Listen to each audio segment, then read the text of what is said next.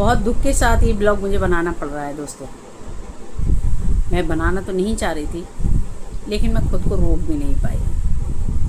और मेरे ये ब्लॉग जो है वो अभी एक हरियाणा सोनीपत की एक बुजुर्ग जो पिताजी हैं, जिनकी 3 बेटियां हैं, जो कभी महाराष्ट्र के प्रसिद्ध कपड़ा व्यापारी रह चुके थे, और उनकी 3 बेटियां उन्होंने पढ़ाया लिखाया, काबिल बनाया, उनकी शादी विवाह भी की, और इस हालत में भी उन्होंने सब कुछ अपनी धन दौलत उनके ऊपर लगा दी ताकि किसी लायक बन जाए, और खुद वृद्धाश्रम में रहे थे। उनकी पत्नी भी वृद्धाश्रम में रही थी और वहीं उनकी डेथ हो गई, और इनकी भी डेथ वृद्धाश्रम में ही हुई है, हरियाणा के सोनीपत वृद्धाश्रम में। उनकी जो 3 बेटियां हैं, उन्होंने 5100 रुपये उनके अंतिम संस्कार के लिए भिजवा दिए, और इनका अंतिम संस्कार जो है वो वीडियो कॉलिंग पर देख रहे हैं। और एक बेटी जो है पूछ रही है अभी और कितना टाइम लगेगा। कितनी दुख की बात है। मैं कहती हूँ ये तमाचा उन माँ बाप के लिए जरूर है जो ये बोलते हैं कि हमारा सहारा बेटे नहीं बेटियां हैं।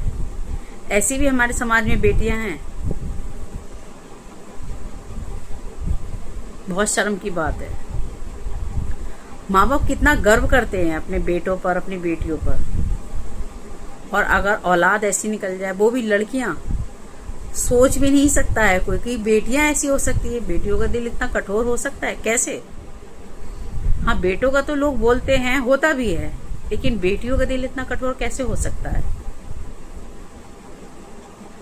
बहुत शर्म की बात है हमारे समाज के लिए कि हमारा समाज जो है किस रास्ते पर जो है चलता चला जा रहा है। और उसके बाद में ना ही कोई कॉल, ना ही वृद्धाश्रम में कोई कॉल की, ना पूछा। और जो उनके अंतिम संस्कार के बाद जो उनकी अस्थियां होती हैं, वो भी बोलती हैं कि इनको गंगा जी में जो है बहा देना। क्या उनके पास इतना भी समय नहीं होता है? क्या ज़्यादा मतलब एक पिता की डेथ से ज़्यादा मतलब जरूरी जॉब है, काम है? ऐसी कोई भी जॉब नहीं होगी जो किसी पिता की डेथ पर जो है उसे छुट्टी ना मिले, चाहे वो अधिकारी क्यों ना हो, उसे भी छुट्टी मिलेगी। पूरे समाज को उन्होंने जो है शर्मसार कर दिया है। हर बेटी के नाम पर वो कहना चाहिए एक धब्बा है। लोग अपने औलाद के लिए इसी दिन के लिए पालते हैं।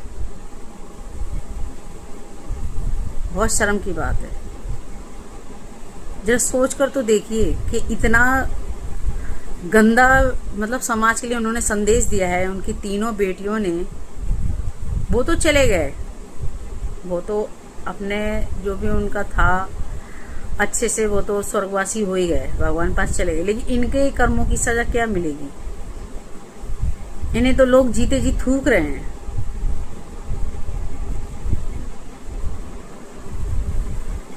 मैं हर उन पेरेंट्स के लिए ये बात बोलना चाहूंगी कि कुछ सेविंग अपने लिए जरूर रखें, कुछ अपनी प्रॉपर्टी का हिस्सा अपने लिए जरूर रखें, ताकि चाहे वो बेटा हो या बेटी हो, आपका जब वो स्टेज आए, आपके बुढ़ापे के जो समय आए, तो अगर वो लोग मुंह मोड़े तो आप कोई भी अपने रिश्तेदार, आस पड़ोसी, जो भी आपको लगता है, उसको वो देकर अपनी सेवा करा सकें। ये हर माँ बाप को अपने पास इतना रखना चाहिए। सब कुछ अपनी औलाद के लिए नहीं दे देना चाहिए। ये हकीकत बात है, वरना माँ बाप का यही हाल करती है औलाद, चाहे फिर वो बेटा हो और या फिर बेटियां।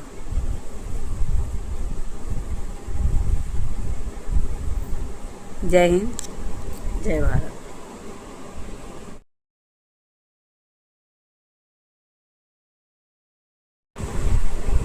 किसी भी औलाद के लिए, चाहे वो बेटा हो या बेटी हो, अपने माँ बाप के साथ में ऐसा नहीं करना चाहिए।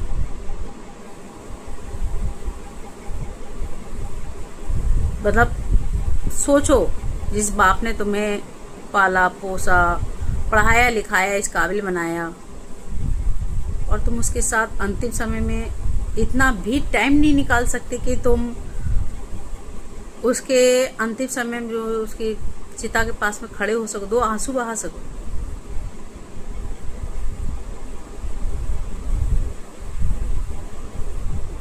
बहुत शर्म की बात है। क्या मुंह दिखाएंगी वो तीनों लड़कियां अपना समाज में? सोचने वाली बात है।